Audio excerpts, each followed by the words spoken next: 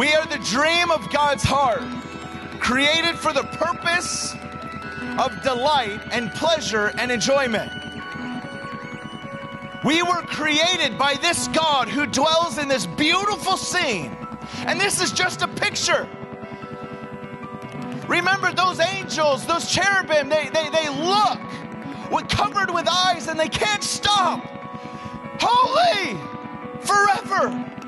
There's so much beauty inside of his heart, in his eyes, in his face. Don't even get me started on Jesus' eyes that burn like flames of fire, burn like passion, and are searing at your heart right now in this room. The beauty of just his eyes alone could cause your heart to get blown. It says his eyes burn like flames of fire. It means that his eyes right now see you. It means you are never alone. It means you are never without his eyes piercing your heart. You're never without his eyes gazing at every action, every thought, and every deed. Every time you've laid awake in bed at night going, why is life so boring? And why don't I have anything that I want? And why am I so filled with this ache on the inside? His eyes are burning with fire, looking at you. God wants to remove the veil. The veil that's been put there by our sin, and the veil that's been put there by unbelief, the veil that's been put there by the enemy. God's removing the veil from our eyes, even this afternoon.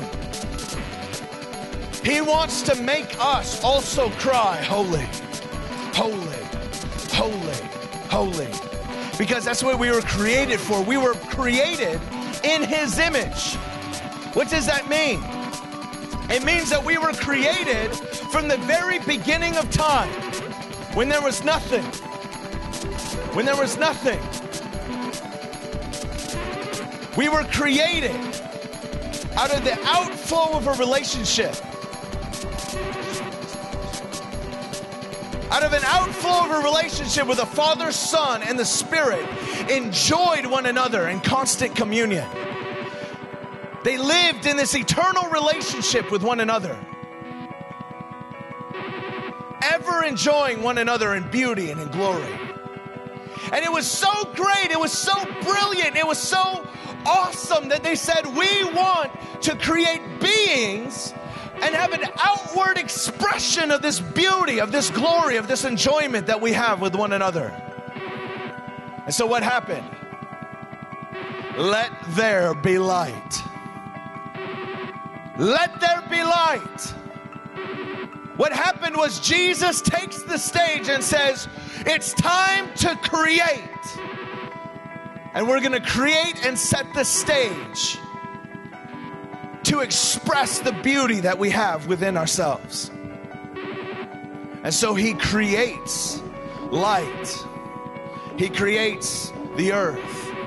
He creates plants and all of the things that you see. And then he comes down out of heaven and he sticks his hands in the dirt. And he says, now I'm going to make man in my image and in my likeness. Not just that they would look like me, but that they would have the capacity for beauty, enjoyment, and pleasure that I have.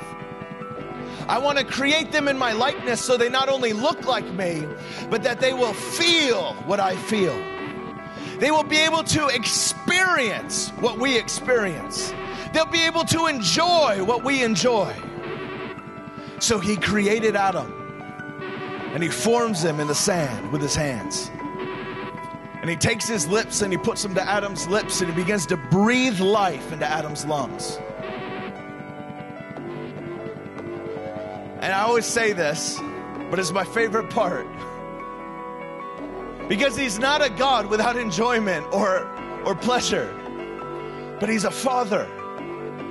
And he opens his eyes after he breathes life into Adam's lungs, and I guarantee you Adam saw the delight of a rejoicing father, similar to what I saw when my daughter was born.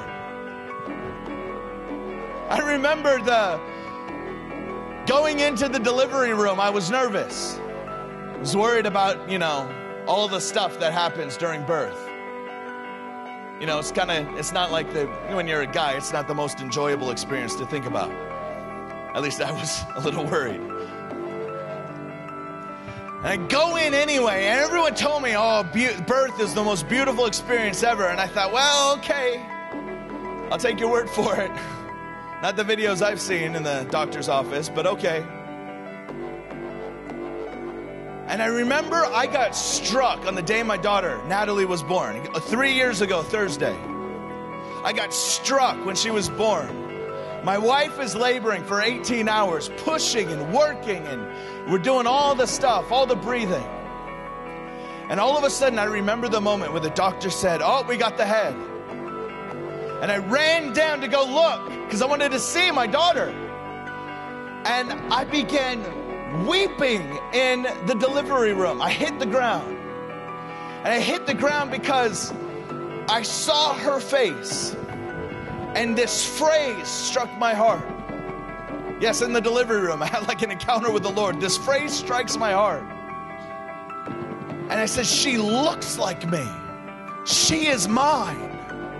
She looks like me. And the reason why that phrase struck my heart is when God looks at me, he says, you look like me. You are mine. You look like me. I created you and formed you and fashioned you. You are the dream of my heart. You look like me. You bear my image. When God created Adam and he said, I'm going to make him in my image and likeness, he wasn't saying that he wanted them to look like him in forms of a statue. He wanted them to know who they were. That they would always bear the image of their Creator, and they would always know that they were made for something by someone. And let me tell you something, beauty, fascination, the beauty realm of God. He's created us with a capacity for beauty to carve a pathway back to His heart. So we would never, ever be lost in finding our way back to Him. Our longing for beauty, our longing for fascination, our longing for splendor, our longing for enjoyment, our longing to make an impact, our longing to be fascinated, those are all things that He put in us so that we would remember Him. So we would never forget who He is. We would never forget our Creator, and we would always long and ache for Him. And we get glimpses of it. Do you know that we're the only creatures in creation? The only creatures in creation that can identify beauty. Even dogs with their heightened sense of smell. They can smell more than you can smell, but they don't identify what is beautiful and what is not beautiful. They have no capacity to. But we are image bearers of our Creator.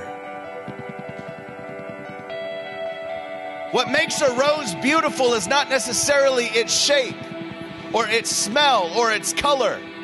Although we do notice those things, what makes a rose beautiful is it testifies of the glory of Jesus. What makes a sunset gorgeous is not that there's yellow colors and blue colors and lines. You could draw a sunset and it's not as beautiful as looking at the real thing. Why? Because a sunset testifies of the beauty of Jesus. You could try to say that everything happens at a random act, but we can create beauty as well. He gave us the capacity to create music. You can't tell me that as a musician, you can't just throw a bunch of notes together and then hope that it's beautiful. A concerto on the piano is beautiful because it testifies of His glory and of His beauty. It hits our ears and something inside us goes, oh, that's stunning. I mean, monkeys in creation don't weep when they hear a symphony, But yet the human body, we actually physically respond with weeping at times when we hear beautiful music. When we hear a beautiful song, when we see a beautiful dance, when we look at a beautiful scene in nature, it testifies of His beauty and of His glory. We were created for beauty and for pleasure.